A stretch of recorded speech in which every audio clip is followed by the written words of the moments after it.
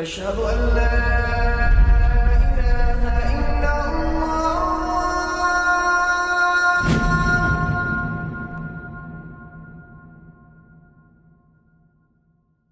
Raindrops media পরিবেশিত audio lecture series সীরাহ। এই সিরিজে আলোচিত হবে পৃথিবীর বুকে শ্রেষ্ঠতম মানুষ রাসূলুল্লাহ মুহাম্মদ সাল্লাল্লাহু আলাইহি ওয়াসাল্লামের জীবন কথা। ইন্নাল হামদালিল্লাহ ওয়াসসালাতু ওয়াসসালামু আলা রাসূলিল্লাহ ওয়া আলা আলিহি ওয়া আসহাবিহি ওয়া সাল্লামা তাসলিমান কাসীরান মাজিদান ইলা ইয়াউমিদ্দিন, আম্মা বা'দ। গত ৩ পর্ব জুড়ে আমরা তাবুক যুদ্ধ নিয়ে আলোচনা করেছিলাম। আজকের পর্বে তাবুক যুদ্ধে অবশিষ্ট আলোচনা শেষ করে হিজরি নবম বর্ষের অন্যান্য ঘটনা নিয়ে আলোচনা করব। এরপরে আসবে বিদায় হজের কাহিনী এবং সবশেষে আল্লাহ রাসূল সাল্লাল্লাহু আলাইহি ওয়াসাল্লামের জীবন অবসানের কাহিনী। প্রথমে আমরা আলোচনা করব তাবুক যুদ্ধের মুজিজা বা অলৌকিক ঘটনা নিয়ে। আল্লাহ রাসূল সাল্লাল্লাহু আলাইহি ওয়াসাল্লামের প্রায় সব যুদ্ধেই কম বেশি মুজিজার ঘটনা আছে। রাসূলুল্লাহ সাল্লাল্লাহু আলাইহি ওয়াসাল্লামের জীবনে অসংখ্য মুজিজার ঘটনা রয়েছে, সংখ্যাটি 1000-এর কম হবে না। আমরা এর মধ্যে অল্প কয়েকটা নিয়ে আলোচনা করেছি। আজকে আমরা তাবুক যুদ্ধের মুজিজা নিয়ে আলোচনা করব। প্রথম মুজিজাটি ঘটে সামুদ জাতির এলাকা পার হবার পর। সামুদ জাতির এলাকা পার হওয়ার সময় মুসলিমদের কাফেলার পানি ফুরিয়ে যায়। সাহাবীরা হন্তদন্ত হয়ে আল্লাহ রাসূল সাল্লাল্লাহু আলাইহি ওয়াসাল্লামের কাছে গিয়ে বিষয়টা জানালেন। তাই নবীজি সাল্লাল্লাহু আলাইহি ওয়াসাল্লাম বৃষ্টির জন্য আল্লাহর কাছে দোয়া করলেন। আল্লাহ মেঘ দিলেন, পানি দিলেন এবং ছায়া দিলেন। মুসলিমরা প্রাণ ভরে পানি তো পান করলই, যাত্রার পরের অংশের জন্য সব পাত্র ভরে নিল। এই মুজিজা দেখে মুমিনদের ঈমান স্বভাবতই আরও দৃঢ় হয়, কিন্তু মুনাফিকদের প্রতিক্রিয়া ছিল ভিন্ন। এমনই এক মুনাফিককে উদ্দেশ্য করে কয়েকজন সাহাবী বললেন, এবার তো ঈমান আনো, আর কত প্রমাণ চাও? সেই মুনাফিক জবাব দিল, আরে আকাশে মেঘ ছিল, কাকতালীয়ভাবে বৃষ্টি চলে এসেছে আর কি। এই মুনাফিকগুলো পুরো তাবুক অভিযানে নানাভাবে নিজেদের আসল চেহারা প্রকাশ করেছে। দ্বিতীয় কাহিনীটি নবীজি সাল্লাল্লাহু আলাইহি ওয়াসাল্লামের উট হারানো নিয়ে। পথিমধ্যে এক জায়গায় রাসূলুল্লাহ সাল্লাল্লাহু আলাইহি ওয়াসাল্লামের উট হারিয়ে যায়। সাহাবীরা সেটি খুঁজতে বের হন, আর আল্লাহ রাসূল সাল্লাল্লাহু আলাইহি ওয়াসাল্লাম বসা ছিলেন উমারা ইবনে হাজম রাদিয়াল্লাহু আনহু নামক এক সাহাবীর সাথে। এই সাহাবী আকাবার বায়াত এবং বদরের যুদ্ধে অংশ নেয়ার বিরল সম্মানের অধিকারী। ওমারার উট এবং মালপত্র যেখানে রাখা ছিল তার কাছে বসা ছিল একদল লোক। এদের মাঝে ছিল যায়েদ ইবনে লুসাইত নামের এক মুনাফিক। যায়েদ তার লোকদের বলল, এই মুহাম্মদ লোকটা নিজেকে নবী দাবি করে, আসমানি খবরাখবর জানায়, অথচ তার উট হারিয়ে কোথায় গিয়েছে এটাই বলতে পারে না। ঠিক এই সময় রাসূলুল্লাহ সাল্লাল্লাহু আলাইহি ওয়াসাল্লাম ওমরাকে বললেন, এইমাত্র এক লোক বলেছে এই মুহাম্মদ লোকটা নিজেকে নবী দাবি করে, আসমানি খবরাখবর জানায়, অথচ তার উট কোথায় গিয়েছে এটাই বলতে পারে না। আল্লাহর কসম, আমি ততটুকুই জানি যতটুকু আল্লাহ আমাকে শিক্ষা দেন। এই মাত্র আল্লাহ আমাকে জানিয়েছেন যে আমার উটটি অমুক উপত্যকার এই গিরিপথের দিকে আছে। এর গলার রশি একটি গাছের ডালে আটকে যাওয়ায় সে থেমে পড়েছে। যাও, গিয়ে সেটা নিয়ে এসো। সাহাবীরা ঠিক ওই জায়গাটিতে গিয়ে উটটিকে খুঁজে পেলেন। এই ঘটনার পর ওমর রাদিয়াল্লাহু আনহু তার মালপত্রের কাছে ফিরে গিয়ে একজন লোককে বললেন, আল্লাহর কসম, রাসূলুল্লাহ সাল্লাল্লাহু আলাইহি ওয়াসাল্লাম আমাদের অসাধারণ একটি খবর জানিয়েছেন। তিনি নবীজির কাছে যা যা শুনেছেন সব সবিস্তারে সবাইকে জানালেন। ওমরা ঘটনাটি জানতেন, কিন্তু বিদ্রুপাত্মক মন্তব্যটি কোন মুনাফিক করেছে তা তিনি জানতেন না। নবীজি শুধু এটুকুই বলেছেন, এক লোক বলেছে। আল্লাহ রসুল কেমন নবী, নিজের উট কোথায় হারিয়ে গেছে তাও জানেন না? যাই হোক, তিনি যখন ঘটনাটি সবাইকে বললেন তখন উপস্থিত একজন লোক যায়েদের নাম বলে দিল। সে বলল, আরে এই কথা তো যায়েদই আমাদেরকে বলেছে। ওমরা জেনে গেলেন যায়েদ ইবনে লুসাইতের নাম। তিনি যায়েদের ঘাড়ে ধাক্কা দিয়ে বললেন, আল্লাহর বান্দারা, এদিকে এসো। আমার অগোচরে আমারই তাঁবুতে এরকম ধোঁকাবাজ বসেছিল, এই ব্যাপারে আমি কিছুই জানতাম না। তারপর যায়েদকে বললেন, ওরে আল্লাহর শত্রু, আমার কাছ থেকে সরে যা, আর জীবনেও আমার চোখের সামনে আসবি না। ইবনে ইসহাক লেখেন, কেউ কেউ বলেছে যায়েদ পরে তওবা করে সুপথে ফিরে আসে, আবার অন্যদের মতে আমৃত্যুই সে মুনাফিক থেকেছে, তবে আল্লাহই ভালো জানেন। তৃতীয় ঘটনাটি আবহাওয়ার পূর্বাভাস সম্পর্কিত।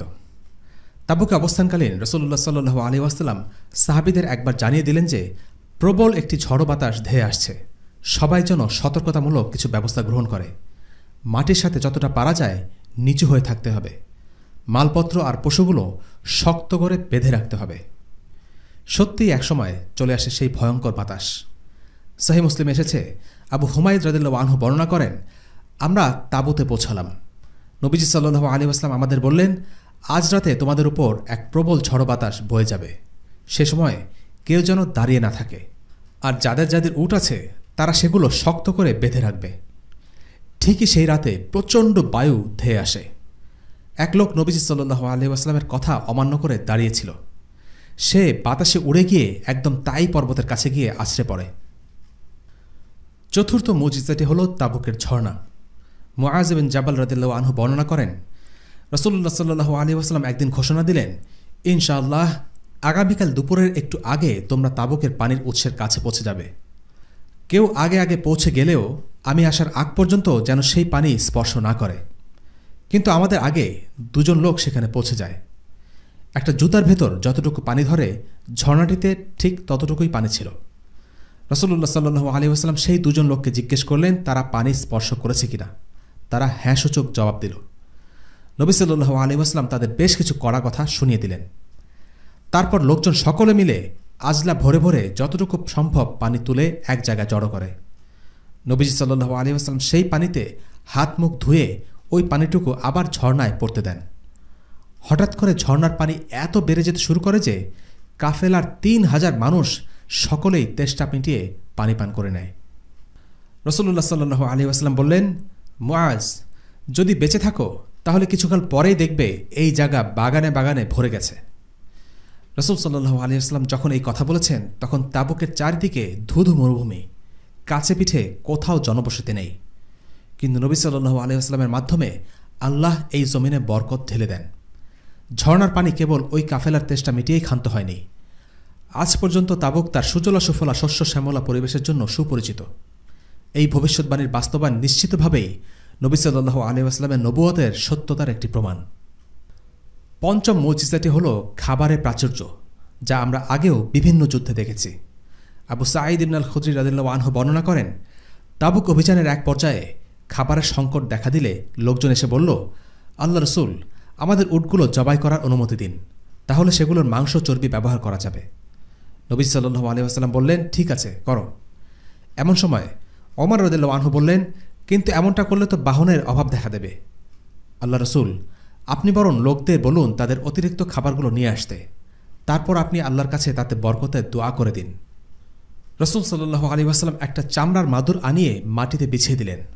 তারপর সবাইকে নিজ নিজ অতিরিক্ত খাবারটুকু নিয়ে আসতে বললেন।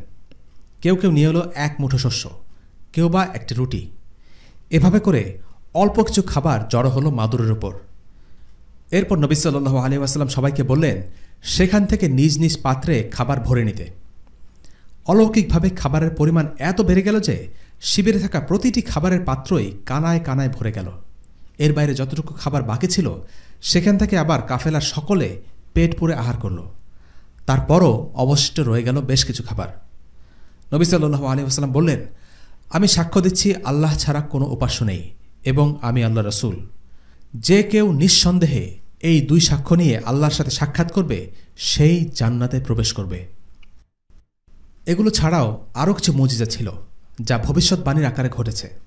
যেমন বুখারীতে জিজিয়া কর ও সন্ধি স্থাপন অধ্যায়ে একটি হাদিস বর্ণিত আছে, যেটি আউফ ইবনে মালিক রাদিয়াল্লাহু আনহু হতে বর্ণিত। তিনি বলেন, আমি তাবুক যুদ্ধে আল্লাহ রাসূল সাল্লাল্লাহু আলাইহি ওয়াসাল্লামের কাছে এলাম। তিনি তখন একটি চামড়ার তৈরি তাঁবুতে ছিলেন। আল্লাহ রাসূল সাল্লাল্লাহু আলাইহি ওয়াসাল্লাম বললেন, কিয়ামতের আগে 6টি নিদর্শন গণনা করে রাখো। আমার মৃত্যু, অতঃপর বাইতুল মুকাদ্দাস বিজয়, অতঃপর তোমাদের মধ্যে ঘটবে মহামারী, বকরির পালের মহামারীর মতো, সম্পদের প্রাচুর্য, এমনকি এক ব্যক্তিকে 100 দিনার দেওয়ার পরেও সে অসন্তুষ্ট থাকবে, অতঃপর এমন এক ফিতনা যা আরবের প্রতিটি ঘরে ঘরে প্রবেশ করবে, অতঃপর যুদ্ধবিরতি চুক্তি যা তোমাদের ও বনি আসফার বা রোমকদের মধ্যে সম্পাদিত হবে, অতঃপর তারা বিশ্বাসঘাতকতা করবে এবং 80টি পতাকা উড়িয়ে তোমাদের বিপক্ষে আসবে। প্রত্যেক পতাকার নিচে থাকবে 12,000 সৈন্য। এর মধ্যে আল্লাহ রসুলের মৃত্যু, বাইতুল মাকদিসের বিজয় এগুলো ঘটেছে। বাইতুল মাকদিস বিজয় হয় আল্লাহ রসুলের মৃত্যুর কয়েক বছর পরে। ওমর রাদিয়াল্লাহু আনহুর সময় মহামারী আকারে প্লেগ হয়েছিল। তবে হাদিসে বর্ণিত এই মহামারী কি হয়ে গেছে না ভবিষ্যতে হবে এ নিয়ে মতপার্থক্য আছে। আমরা তাবুক যুদ্ধের আলোচনার শেষ দিকে চলে এসেছি। তাবুক অভিযান ছিল আল্লাহর পক্ষ থেকে একটি পরীক্ষা। যদিও কোনো যুদ্ধ হয়নি, কিন্তু স্রেফ যুদ্ধের আদেশ দেওয়ার মাধ্যমে আল্লাহ তাআলা সবাইকে পরীক্ষা করে নেন। স্বাভাবিক অবস্থায় মানুষকে দেখে বোঝা যায় না তার ভেতরে কি আছে, কিন্তু বিশেষ পরিস্থিতিতে তার মনের আসল অবস্থা বের হয়ে আসে। মানুষের কথা বা কাজই বলে দেবে তার অন্তরের বিশ্বাস আসলে কি। তাবুকের অভিযান ছিল নবীজি সাল্লাল্লাহু আলাইহি ওয়াসাল্লামের মৃত্যু ও আসন্ন বিজয়গুলোর জন্য মুসলিমদের প্রস্তুতি। রাসূলুল্লাহ সাল্লাল্লাহু আলাইহি ওয়াসাল্লাম তার নেতৃত্বে মুসলিমদের সেই ভূমির দিকে অভিযান করেছেন যেখানে 1 বছর পর মুসলিমরা নিজেরাই আক্রমণ করবে। এর জন্য তাবুকে নবী সাল্লাল্লাহু আলাইহি ওয়াসাল্লাম সাহাবীদের বলেছেন, আমার মৃত্যুর পর তোমরা বায়তুল মাকদিস জয় করবে। তাবুকের পথে যাত্রা ছিল কঠিনতম এক অভিযাত্রা। একদিকে প্রচণ্ড গরম, অন্যদিকে ফসল কাটার মৌসুম। সেই সব কিছু ফেলে 1 মাসের দূরত্ব পার হতে পারা মানে পরীক্ষায় উত্তীর্ণ হওয়া। আর আল্লাহর পক্ষ থেকে আসা এই পরীক্ষাতে সাহাবীরা উত্তীর্ণ হয়েছেন। বিশাল এই অভিযানের প্রস্তুতির অনুপাতে যুদ্ধের ময়দানে তেমন কিছুই হয়নি, এটা সত্যি। শুধুমাত্র উত্তরাঞ্চলের কিছু গোত্রের সাথে চুক্তি হয়েছে, সেজন্য 30,000 সৈন্যের বাহিনীর প্রয়োজন ছিল না। কিন্তু যুদ্ধ মানেই কেবল ময়দানের যুদ্ধ নয়।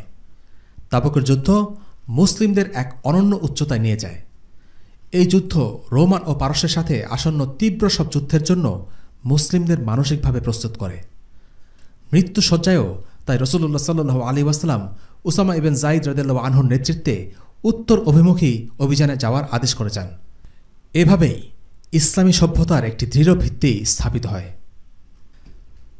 সবশেষে আমরা তাবুক যুদ্ধের প্রভাব নিয়ে সমসাময়িক 2 জন আলিমের মন্তব্য উল্লেখ করব। প্রথমে আমরা উল্লেখ করব আল্লামা শফিউর রহমান মোবারকপুরীর মন্তব্যটি, যা তিনি তার বিখ্যাত গ্রন্থ আর রাহিকুল মাকতুমে বলেন। তাবুক যুদ্ধ জাজিরাতুল আরবের উপর মুসলমানদের প্রভাব বিস্তার এবং শক্তি বৃদ্ধিতে গুরুত্বপূর্ণ ভূমিকা পালন করেছিল।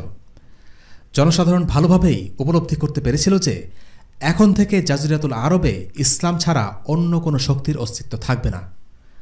পৌত্তলিক এবং মুনাফিকরা মুসলিমদের বিরুদ্ধে অব্যাহত ষড়যন্ত্র চালিয়ে নিজেদের প্রত্যাশিত যে সুযোগের স্বপ্ন দেখেছিল, সেই স্বপ্নও ভেঙে খান খান হয়ে গিয়েছিল।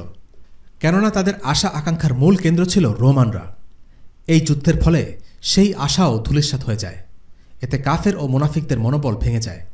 তারা সুস্পষ্টভাবে বুঝতে পেরেছিল যে ইসলাম থেকে পলায়ন বা নিষ্কৃতি পাওয়ার কোনো উপায় নেই। এমতাবস্থায় মুনাফিকদের সাথে নরম ব্যবহার করার কোনো প্রয়োজনীয়তা মুসলিমদের ছিল না। মুনাফিকদের সাথে কঠোর ব্যবহার করতে আল্লাহ তাআলা নির্দেশ দিলেন। এমনকি তাদের দেয়া দান খয়রাত গ্রহণ, তাদের জানাজার নামাজ আদায়, তাদের জন্য মাগফিরাতের দোয়া এবং তাদের কবর জিয়ারত করতেও নিষেধ করা হলো। মসজিদের নামে তারা যে ষড়যন্ত্রের আখড়া তৈরি করেছিল, সেটিও ধ্বংস করে নির্দেশ দেয়া হলো। তাদের চিনতে আর কোনোই অসুবিধা রইল না।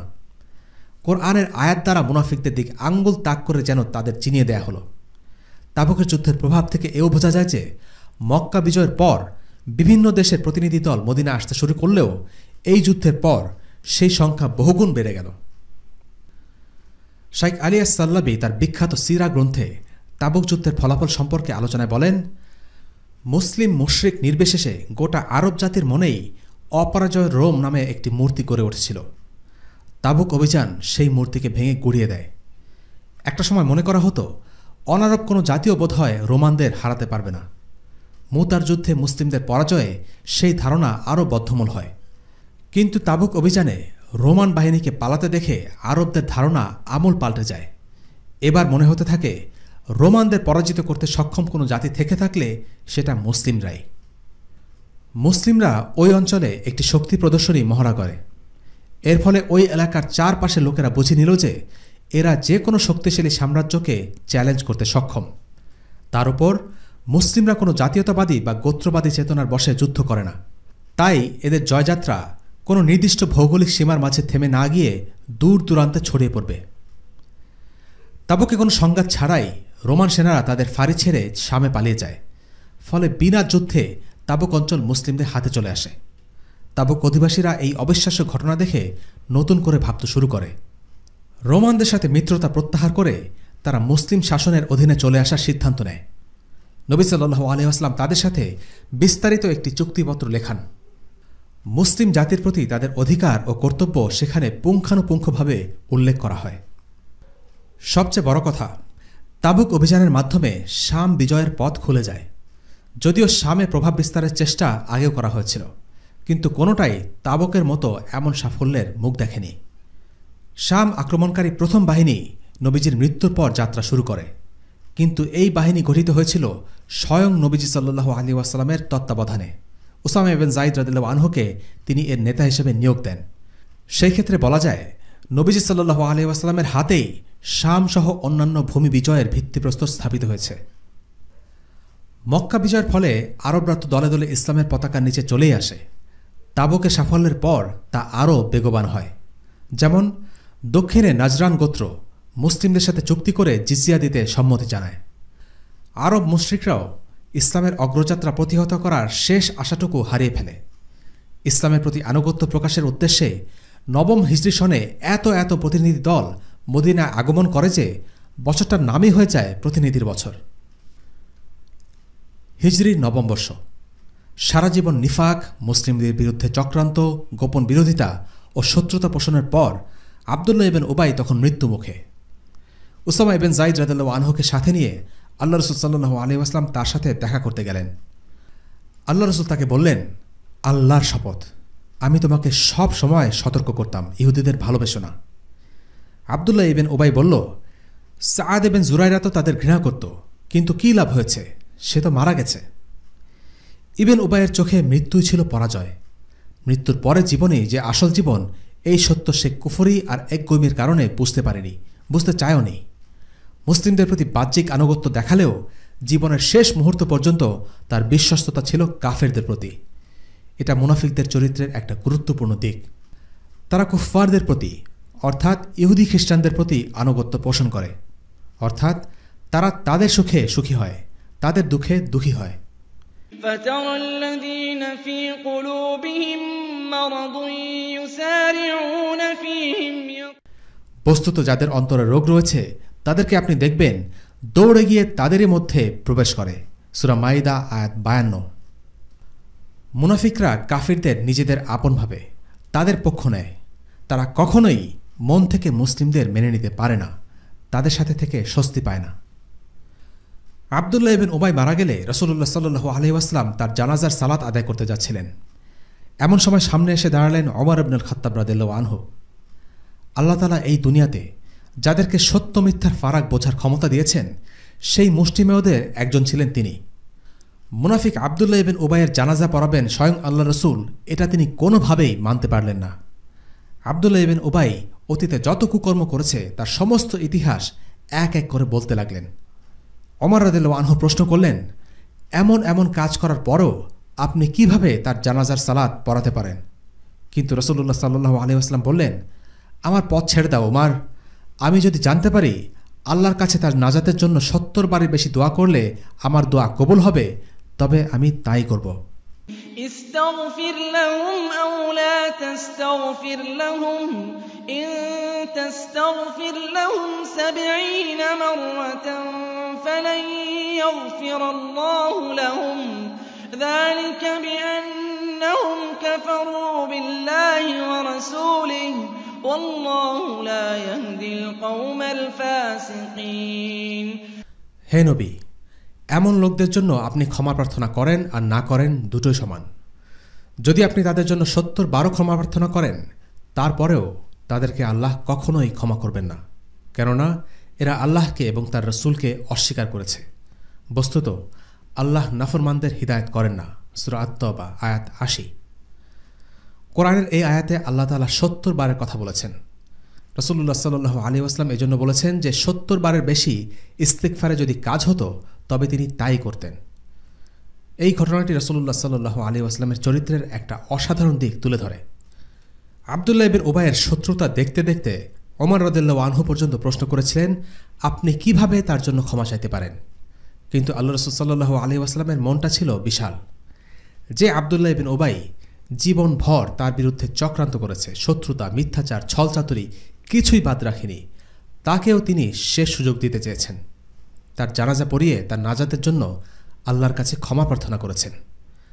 জাহান্নামের আগুনের যে সীমাহীন কষ্ট, সেই কষ্ট তিনি তার শত্রুর জন্যও চাননি। এই জানাজা পড়ার আরেকটি উদ্দেশ্য হতে পারে ইবন উবাইয়ের অনুসারীদের মন জয় করার চেষ্টা করা। আল্লাহ রাসূল সাল্লাল্লাহু আলাইহি ওয়াসাল্লাম হয়তো আশা করেছিলেন তাদের প্রতি নমনীয়তা দেখানো হলে তারা তাদের নিফাক ছেড়ে তওবা করে ফিরে আসবে। এই সিদ্ধান্তটি তখনও শরীয়গতভাবে বৈধ ছিল এবং দ্বিতীয়ত রাজনৈতিক বিবেচনায় অনুকূল ছিল। কিন্তু এই জানাজা পড়ার পরেই মুনাফিকদের উপর জানাজার সালাত আদায়ের বৈধতা তুলে নেওয়া হয়। ولا تصل على أحد منهم مات أبدا ولا تقم على قبره إنهم كفروا بالله ورسوله وماتوا وهم فاسقون। আর তাদের মধ্যে কারো মৃত্যু হলে তার উপর কখনো নামাজ পড়বেন না এবং তার কবরে দাঁড়াবেন না। তারা তো আল্লাহর প্রতি অস্বীকৃতি জ্ঞাপন করেছে এবং রাসূলের প্রতিও। বস্তুত তারা নাফরমান অবস্থায় মৃত্যুবরণ করেছে। সূরা আত-তাওবা আয়াত ৮৪। এই আয়াতের মাধ্যমে আল্লাহ তাআলা ফয়সালা করে দিলেন যে মুনাফিকদের উপর আর কোনো জানাজার সালাত পড়া হবে না। এটি ছিল চূড়ান্ত হুকুম। কোরআনে বেশ কিছু আয়াত আছে যেগুলো ওমর রাদিয়াল্লাহু আনহুর মতের সমর্থনে নাজিল হয়েছিল। এটি তেমনই একটি আয়াত। আল্লাহ রাসূলের আগে আব্দুল্লাহ ইবন উবাইয়ের মৃত্যু ছিল আল্লাহর পক্ষ থেকে একটি হিকমা। ইবন উবাইয়ের মনে আশা ছিল আল্লাহ রাসূলের মৃত্যুর পরে সে পুনরায় মদিনার নেতৃত্ব ফিরে পাবে। আমরা আগেই আলোচনা করেছি, যখন ইবন উবাইয়ের হাতে মদিনার শাসনভার আসার কথা, ঠিক সেই মুহূর্তে রাসূলুল্লাহ সাল্লাল্লাহু আলাইহি ওয়াসাল্লাম মদিনায় আসেন এবং আওস ও খাজরাজের নেতৃত্ব গ্রহণ করেন। ফলে তার স্বপ্ন ভঙ্গ হয়। রাসূলুল্লাহর অধীনে পুরো সময়টাতে সে এবং তার দলবল জিহাদে যোগ দেয়া থেকে বিরত থেকেছে, নিফাকের পথ অবলম্বন করেছে, রাসূলুল্লাহ সাল্লাল্লাহু আলাইহি ওয়াসাল্লাম ও তার অনুসারীদের বিরুদ্ধে কাফিরদের সাথে ষড়যন্ত্র করে উৎখাতের চেষ্টা করেছে। তারা ভেবেছিল ইসলামের রাজত্ব সাময়িক, হঠাৎ করে এসেছে আবার হঠাৎ করে চলেও যাবে, মদিনা আগে যেমন ছিল তেমন হয়ে যাবে। কিন্তু সেটা হয়নি, বরং মুনাফিকদের প্রভাব ধীরে ধীরে ম্লান হয়ে যায়। আব্দুল্লাহ ইবন উবাইয়ের মৃত্যুর মাধ্যমে মদিনার মুনাফিকদের কার্যক্রম স্তিমিত হয়ে পড়ে। মুসলিমরা তাদের বিরুদ্ধে সরাসরি যুদ্ধে না গেলেও জ্ঞান ও যুক্তির মাধ্যমে তাদের সাথে লড়াই করে। চিহ্নিত মুনাফিকদের উপর জানাজা পড়তে মুসলিমরা অস্বীকৃতি জানায়। আল্লাহ রাসূল সাল্লাল্লাহু আলাইহি ওয়াসাল্লাম হুযায়ফা রাদিয়াল্লাহু আনহুকে জানিয়ে যান কারা কারা মুনাফিক। এভাবে মুনাফিকরা সমাজ থেকে বিচ্ছিন্ন হয়ে পড়ে আর মদিনার ইসলাম আরও সুসংহত হয়। এখন আমরা উল্লেখ করতে যাচ্ছি আল্লাহ রাসূল সাল্লাল্লাহু আলাইহি ওয়াসাল্লাম এবং তার স্ত্রীদের মধ্যে একটি ঘটনা। আর ১০ জন সহজ স্বাভাবিক দম্পতির মতোই আল্লাহ রাসূল সাল্লাল্লাহু আলাইহি ওয়াসাল্লামের জীবনেও ছিল আনন্দ বেদনার গল্প, ছিল বাদানুবাদ আর মান অভিমানের উত্থান পতন। একবার এমন হয়েছিল, স্ত্রীদের সাথে অভিমান করে আল্লাহ রাসূল সাল্লাল্লাহু আলাইহি ওয়াসাল্লাম দীর্ঘ ১ মাস বাড়ির বাইরে কাটান। পুরো সময়ে তিনি তার কোনো স্ত্রীর কাছে যাননি। ঘটনাটা নবম হিজরির। একদিন আবু বকর রাদিয়াল্লাহু আনহু রাসূলুল্লাহ সাল্লাল্লাহু আলাইহি ওয়াসাল্লামের সাথে দেখা করতে গিয়ে দেখলেন আরও অনেকেই রাসূলের ঘরের দরজায় অপেক্ষমান, কাউকেই ভেতরে প্রবেশের অনুমতি দেয়া হচ্ছে না। আবু বকর রাদিয়াল্লাহু আনহু ভেতরে প্রবেশের অনুমতি চাইলে তাকে অনুমতি দেয়া হলো। এরপর ওমর রাদিয়াল্লাহু আনহু এলেন, তাকেও অনুমতি দেয়া হলো। আল্লাহ রাসূল সাল্লাল্লাহু আলাইহি ওয়াসাল্লাম নিচে বসে আছেন আর চারপাশ ঘিরে দাঁড়িয়ে আছেন ওনার স্ত্রীরা। সবার মধ্যে বিষাদের ছাপ, পুরো পরিবেশ থমথমে হয়ে আছে। গুমট ভাবটাকে হালকা করার জন্য ওমর রাদিয়াল্লাহু আনহু মজা করে বললেন, ইয়া রাসূলুল্লাহ, আমার টাকা পয়সা নেই জেনেও যদি আমার বউ তার পেছনে খরচ করার জন্য আমাকে পিরাপিরি করত, তাহলে আমি তার ঘাড় ভেঙে দিতাম।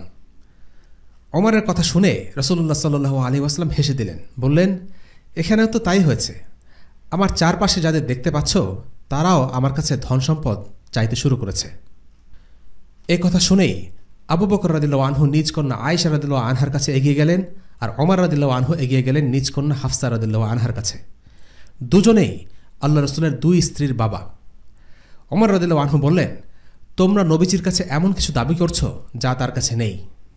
তারা উত্তর দিলেন, আমরা কখনো এমন কিছু দাবি করব না যা আল্লাহ রাসূলের কাছে নেই।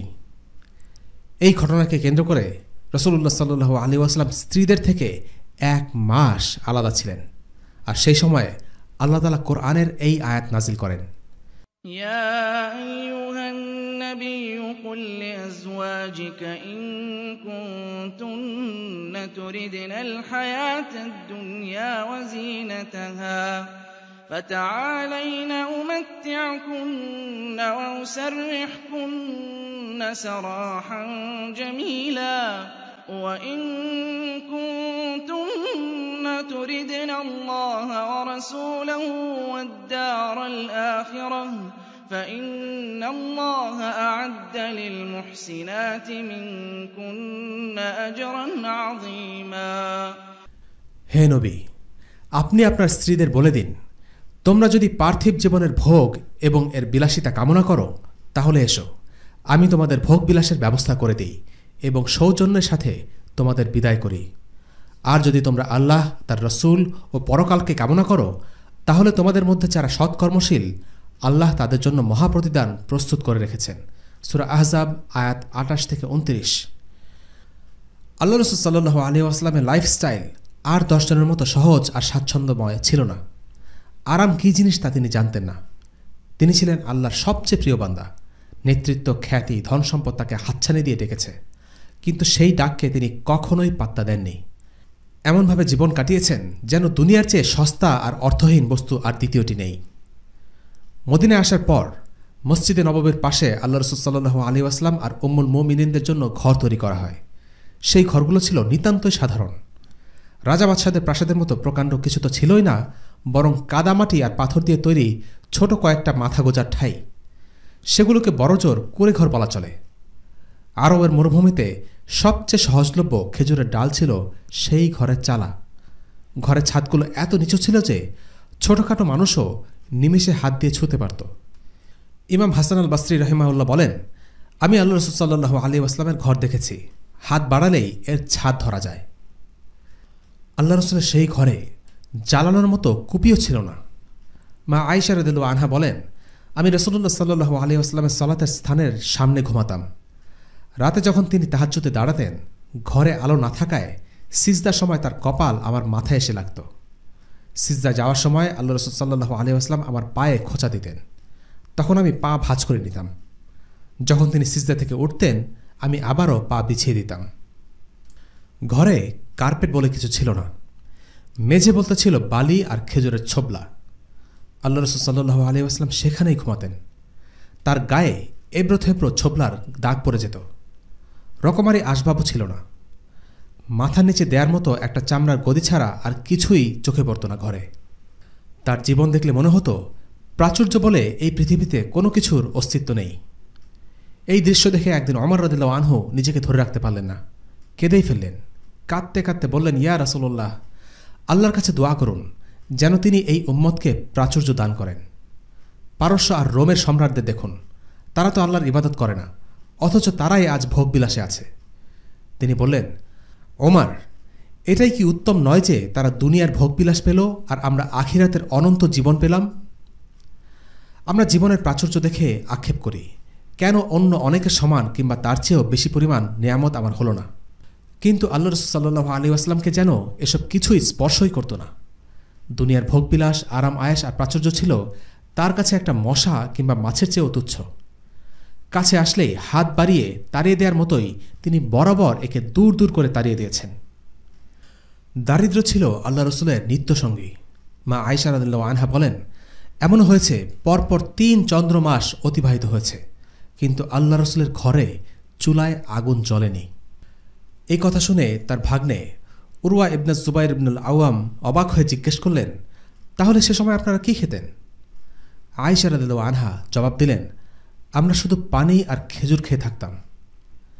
আনাস বিন মালিক রাদিয়াল্লাহু আনহু বলেন, মৃত্যুর আগ পর্যন্ত আল্লাহ রসুলকে কোনোদিনও ভুনা গোশত দিয়ে পেট ভরে এক টুকরো রুটি খেতে দেখিনি। এমন নয় যে উম্মুল মুমিনিনরা আল্লাহ রসুলের এই কঠোর আর অনাড়ম্বর জীবনের সাথে অভ্যস্ত ছিলেন না, কিন্তু হিজরি নবম বর্ষে এসে আল্লাহ আজ্জা ওয়াজাল উম্মাহকে খায়বার, মক্কা বিজয়ের মতো কিছু গুরুত্বপূর্ণ বিজয় দান করেন। কোরআনের কিছু আয়াত নাজিল হয় যা সীমার মধ্য থেকে দুনিয়ার নিয়ামত ভোগ করার অনুমতি প্রদান করে। আল্লাহ তাআলা বলেন, قُلْ مَنْ حَرَّمَ زِينَةَ اللَّهِ الَّتِي أَخْرَجَ لِعِبَادِهِ وَالطَّيِّبَاتِ مِنَ الرِّزْقِ قُلْ هِيَ لِلَّذِينَ آمَنُوا فِي الْحَيَاةِ الدُّنْيَا خَالِصَةً يَوْمَ الْقِيَامَةِ كذلك نفصل الآيات لقوم يعلمون।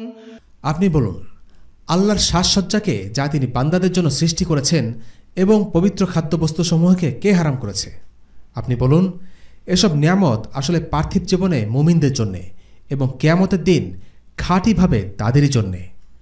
এমনিভাবে আমি আয়াতসমূহ বিস্তারিত বর্ণনা করি তাদের জন্য যারা বোঝে। সূরা আরাফ আয়াত ৩২।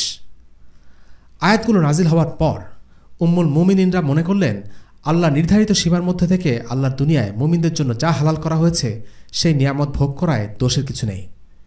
আদতে এই আয়াতগুলো ছিল মূলত সাধারণ মানুষের জন্য। আল্লাহ তাআলা চেয়েছেন তার রাসূল দুনিয়ার উপকরণ থেকে নিজেকে বিরত রাখবেন, বাকিদের মতো তিনি দুনিয়া উপভোগ করবেন না। لا تمدن عينيك إلى ما متعنا به أزواجا منهم ولا تحزن عليهم واخفض جناحك للمؤمنين। আপনি কাফিরদের মাঝে কিছু লোককে ভোগবিলাসের যে উপকরণ দিয়েছি তার প্রতি চোখ তুলে তাকাবেন না, তাদের ব্যাপারে চিন্তিত হবেন না, বরং মুমিনদের প্রতি ঝুঁকে থাকবেন। সূরা আল হিজর আয়াত ৮৮। অনন্ত আখিরাত জীবনের উল্টো পিঠে অতি তুচ্ছ এই নশ্বর পৃথিবীর মায়া জড়িয়ে যাওয়া আল্লাহ রসুলের জন্য কোনোভাবেই শোভনীয় নয়। সূরা আহজাবের সেই আয়াতটি নাজিল হওয়ার পর আল্লাহ রসুল সাল্লাল্লাহু আলাইহি ওয়াসাল্লাম তার স্ত্রীদের দুটো রাস্তা খুলে দিলেন। হয় তারা দুনিয়ার ভোগবিলাস উপভোগ করবেন অথবা তারা আল্লাহ রসুলের জীবনসঙ্গী হিসেবে থাকবেন। তারা যদি আল্লাহ রসুলের সাথে সংসার করেন তবে বিনিময়ে কষ্ট হলেও লাভ করবেন সবচেয়ে মহান প্রাপ্তি, আল্লাহর সন্তুষ্টি আর আল্লাহর পক্ষ থেকে এক অসামান্য পুরস্কার। যে নারীরা এতদিন ভরণ পোষণ বাড়ানোর জন্য চাপাচাপি করতে করতে নবীজিকে প্রায় বিরক্ত করে তুলেছিলেন, এই আয়াত শোনার পর তারা প্রত্যেকেই এক বাক্যে বললেন, আমরা আল্লাহ, আল্লাহ রসুল এবং আখিরাতের আবাসকেই বেছে নিলাম। আল্লাহ তাদের প্রত্যেকের উপর সন্তুষ্ট হন। খোলাফায়ে রাশিদিনরাও এই ঘটনা থেকে গুরুত্বপূর্ণ শিক্ষা লাভ করেছিলেন। তারা বুঝতে পেরেছিলেন সমগ্র মুসলিম জাহানের ভার যার কাঁধে, তার জন্য দুনিয়ার চাকচিক্যে মোহাবিষ্ট হওয়া কি করে শোভনীয় হয়। তাদের ভোগবিলাসের জায়গা হলো আখিরা। নিজের অধীনস্থ মানুষের দেখভালের জন্য তারা রাত দিন কঠোর পরিশ্রম করে যাবে, দুনিয়াকে পিষে ফেলবে পায়ের তলায়। বাস্তবে সেটাই হয়েছে। আমরা দেখেছি উম্মার সোনালী যুগের খলিফারা আল্লাহ রসুলের রেখে যাওয়া সেই সুন্নার অনুসরণ করেছেন। দুনিয়ার ভোগবিলাসের সমস্ত উপকরণকে পায়ে ঠেলে এই উম্মাহকে আগলে রেখেছেন নিজেদের সর্বস্ব দিয়ে। আল্লাহ তাদের উপরও সন্তুষ্ট হন। আজকের পর্বের সবশেষ আলোচনা মুশরিকদের সাথে বারা ঘোষণা এবং জিহাদের চূড়ান্ত পর্যায়ে। রাসূলুল্লাহ সাল্লাল্লাহু আলাইহি ওয়াসাল্লাম হিজরি ৯ম সনে আবু বকর সিদ্দিক রাদিয়াল্লাহু আনহুকে হজের আমির হিসেবে মনোনীত করলেন। সে সময় মক্কার কর্তৃত্ব মুসলিমদের হাতে ছিল, কিন্তু তখনও মূর্তি পূজারীরা তাওয়াফ করার জন্য কাবা ঘরে আসত। নগ্ন অবস্থায় কাবাঘর তাওয়াফ করার ঐতিহ্য তারা তখনও বজায় রেখেছে। তারা বিশ্বাস করত যে তাদের অপবিত্রতা ও পাপের কারণে তাদের পোশাক পরিধান করে তাওয়াফ করাটা অনুচিত, তাই তারা কুরাইশদের পোশাক ধার করে তাওয়াফ করত। কুরাইশদের ব্যবহার্য পোশাককে পবিত্র মনে করা হতো, কিন্তু কাপড় ধার করার মতো সচ্ছলতাও সবার ছিল না, তাই তারা নগ্ন হয়েই তাওয়াফ করত। শিরক ও নগ্নতার এই পরিবেশে আল্লাহ রাসূল সাল্লাল্লাহু আলাইহি ওয়াসাল্লাম হজ করতে চাইলেন না। আবু বকর সিদ্দিক রাদিয়াল্লাহু আনহু কয়েকশো সাহাবীকে নিয়ে হজ করতে গেলেন। তখন নাজিল হলো সূরা বারাহ, অর্থাৎ সূরা আত-তাওবার প্রথম দিকের কিছু আয়াত। কিন্তু ততক্ষণে আবু বকরের নেতৃত্বে সাহাবীরা মক্কার উদ্দেশ্যে রওনা দিয়ে ফেলেছেন। রাসূলুল্লাহ সাল্লাল্লাহু আলাইহি ওয়াসাল্লাম তখন এই আয়াতগুলোকে আবু বকর রাদিয়াল্লাহু আনহুর কাছে পৌঁছে দিতে আলী ইবনে আবি তালিব রাদিয়াল্লাহু আনহুকে পাঠান। তিনি আলী রাদিয়াল্লাহু আনহুকে বললেন, সূরা তাওবার এই আয়াতগুলো নিয়ে যাও, সবাই মিনায় জড়ো হওয়ার পর এই আয়াতগুলো পড়ে শোনাবে। তাদেরকে বলে দাও, কোনো কাফের ব্যক্তি জান্নাতে প্রবেশ করবে না, কোনো মুশরিক এই বছরের পর হজ পালন করতে পারবে না, আর কোনো নগ্ন ব্যক্তি আল্লাহর ঘরের চারপাশে তাওয়াফ করতে পারবে না। তবে যারা আল্লাহ রাসূল সাল্লাল্লাহু আলাইহি ওয়াসাল্লামের সাথে চুক্তিবদ্ধ আছে তাদের চুক্তি নির্ধারিত সময়সীমা পর্যন্তই বহাল থাকবে। বারাআতুম মিনাল্লাহি ওয়া রাসূলিহি ইলাল্লাযীনা আহাদতুম মিনাল মুশরিকিন ফাসিহু ফিল আরদি আরবা'আতা আশহুরিন ওয়া'লামু আন্নাকুম গায়রু মু'জিজিল্লাহ ওয়া اللَّهَ مُخْزِي الْكَافِرِينَ وَأَذَانٌ مِّنَ اللَّهِ وَرَسُولِهِ إِلَى النَّاسِ يَوْمَ الْحَجِّ الْأَكْبَرِ أَنَّ اللَّهَ بَرِيءٌ مِّنَ الْمُشْرِكِينَ وَرَسُولُهُ فَإِن تُبْتُمْ فَهُوَ خَيْرٌ لَّكُمْ وَإِن تَوَلَّيْتُمْ فَاعْلَمُوا أَنَّكُمْ غَيْرُ مُعْجِزِي اللَّهِ وَبَشِّرِ الَّذِينَ كَفَرُوا بِعَذَابٍ أَلِيمٍ إِلَّا الَّذِينَ عَاهَدتُّم مِّنَ الْمُشْرِكِينَ ثُمَّ لَمْ يَنقُصُوكُمْ شَيْئًا وَلَمْ يُظَاهِرُوا عَلَيْكُمْ أَحَدًا فَأَتِمُّوا إِلَيْهِمْ عَهْدَهُمْ إِلَىٰ مُدَّتِهِمْ إِنَّ اللَّهَ يُحِبُّ الْمُتَّقِينَ فَإِذَا انسَلَخَ الْأَشْهُرُ الْحُرُمُ فَاقْتُلُوا الْمُشْرِكِينَ حَيْثُ وَجَدتُّمُوهُمْ وَخُذُوهُمْ وَاحْصُرُوهُمْ وَاقْعُدُوا لَهُمْ كُلَّ مَرْصَدٍ فَإِن تَابُوا وَأَقَامُوا الصَّلَاةَ وَآتَوُا الزَّكَاةَ فَخَلُّوا سَبِيلَهُمْ إِنَّ اللَّهَ غَفُورٌ رَّحِيمٌ সম্পর্কচ্ছেদ করা হলো আল্লাহ ও তার রাসূলের পক্ষ থেকে সেই মুশরিকদের সাথে যাদের সাথে তোমরা চুক্তিবদ্ধ হয়েছিলে। অতঃপর তোমরা পরিভ্রমণ করো এই দেশে 4 মাসকাল।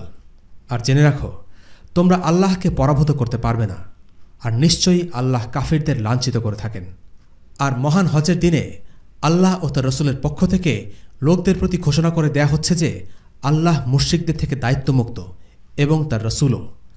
অবশ্য যদি তোমরা তওবা করো তবে তা তোমাদের জন্যও কল্যাণকর, আর যদি মুখ ফেরাও তবে জেনে রাখো আল্লাহকে তোমরা পরাভূত করতে পারবে না। আর কাফিরদেরকে মর্মান্তিক শাস্তি সুসংবাদ দাও। তবে যে মুশরিকদের সাথে তোমরা চুক্তিবদ্ধ তারা চুক্তি রক্ষায় কোনো ত্রুটি করেনি এবং তোমাদের বিরুদ্ধে কাউকে সাহায্যও করেনি, তাদের সাথে কৃত চুক্তিকে তাদের দেয়া মেয়াদ পর্যন্ত পূরণ করো। অবশ্যই আল্লাহ সাবধানীদের পছন্দ করেন। অতঃপর নিষিদ্ধ মাস অতিবাহিত হলে মুশরিকদের হত্যা করো যেখানে তাদের পাও, তাদের বন্দী করো এবং অবরোধ করো। আর প্রত্যেক ঘাঁটিতে তাদের সন্ধানে ওত পেতে বসে থাকো। কিন্তু যদি তারা তওবা করে, নামাজ কায়েম করে, যাকাত আদায় করে, তবে তাদের পথ ছেড়ে দাও। নিশ্চয়ই আল্লাহ অতি ক্ষমাশীল, পরম দয়ালু। সূরা আত-তাওবা আয়াত 1 থেকে 5। এটা একমাত্র সূরা যেখানে বিসমিল্লাহির রহমানির রহিম দ্বারা শুরু হয় না, কারণ এই সূরাটি শুরু হয় সরাসরি কাফিরদের সাথে সম্পর্কচ্ছেদের ঘোষণার মাধ্যমে। অবশ্য এর অন্যান্য ব্যাখ্যাও আছে। এই সূরার প্রথম শব্দ বারাআহ, অর্থাৎ সম্পর্কচ্ছেদ। এই আয়াতগুলো সহ আরও কিছু আয়াত আলী রাদিয়াল্লাহু আনহু হিজরি 9ম শতকের হজে বর্ণনা করেন। মক্কায় মুশরিকদের বিভিন্ন আচার প্রথা ও উপাসনা দেখা যাওয়ার এটাই ছিল শেষ বছর। এরপর মক্কায় সব রকম শিরক নিষিদ্ধ হয়ে যায়। এই ঘোষণার মাধ্যমে আরব উপদ্বীপের ইতিহাসে তাওহীদের অধ্যায় সূচিত হয়। এই ঘোষণা ছিল কাফির ও মুশরিকদের বিরুদ্ধে সর্বাত্মক জিহাদের ঘোষণা। এর ফলে আরব মুশরিকদের জন্য দুটো পথ খোলা থাকল। হয় তারা মুসলিম হবে, ইসলামের কর্তৃত্ব স্বীকার করে নেবে, অথবা মুসলিমদের সাথে যুদ্ধে লিপ্ত হবে। যারা ইতোমধ্যেই আল্লাহ রাসূলের সাথে চুক্তিতে আবদ্ধ ছিল তারা নিরাপদ থাকবে চুক্তির সময় পর্যন্ত। এরপরে আর চুক্তি নবায়ন করা হবে না। আর যাদের সাথে কোনো চুক্তি ছিল না তাদের 4 মাসের সময় দেয়া হলো। এরপর হয় তারা ইসলাম গ্রহণ করবে, না হয় তাদের বিরুদ্ধে জিহাদ করা হবে। এভাবে আরবে শিরকের সমাপ্তি হলো এবং মুশরিকদের সাথে সমস্ত সম্পর্ক ছিন্ন করা হলো। ওয়াসাল্লাল্লাহু আলা সাইয়্যিদিনা মুহাম্মদ ওয়া আলা আলিহি ওয়া আসহাবিহি ওয়াসাল্লাম। আলহামদুলিল্লাহি রাব্বিল আলামিন। আসসালামু আলাইকুম ওয়া রাহমাতুল্লাহি ওয়া বারাকাতুহু। রেইনড্রপস মিডিয়ার অন্যান্য প্রজেক্ট সম্পর্কে জানতে ভিজিট করুন www.raindropsmedia.org অথবা ফেসবুক পেজ www.facebook.com/raindropsmedia অথবা ইউটিউব চ্যানেল www.youtube.com/raindropsmediaorg2015